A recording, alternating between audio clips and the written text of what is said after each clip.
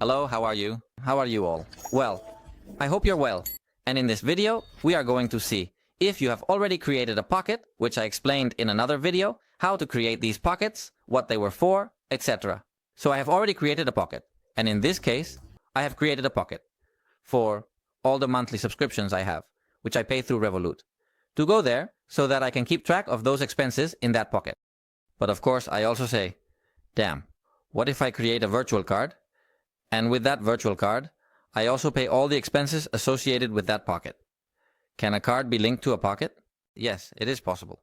And it's as simple as coming here to our main Revolut account. We click here on the little card, okay? And I already have virtual cards created here, which I also explained in another video how to create them, etc. So once we have our virtual card, we click there. And you can't see it, but let's see. 3 options appear. View details, freeze, or settings. So we are going to select the third option where it says settings. And once we select it, we will see many more options here, including deleting the card. But we don't want that. So we are going to select the first option here, click there, and now it says, okay, where do you want port to spend from? You have your Euro account, which has 170 euros.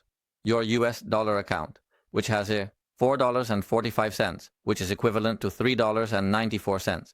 But here you have the pockets that have 0 euros. But well, don't worry, because if the pockets have 0 euros, they will always deduct from the main account, although you can also add money to the pockets. Simply, we select the pocket there and click continue.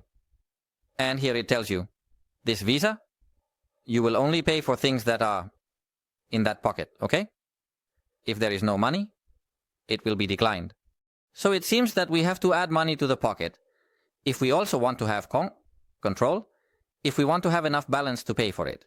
And this way, we also control the money we put in, etc. And the payments will be in euros. Okay, we click save. And that's it.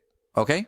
Now, if we go back to the cards, we see that recurring purchases, which is the card I named, is linked with the subscriptions pocket. So now we see here that we have the subscriptions pocket. If we click there, we see that we have this virtual card linked. Well, that's all. Thank you very much for watching the video. Give it a like if you enjoyed it. If it was helpful, subscribe, and we'll see you in the next one. Goodbye.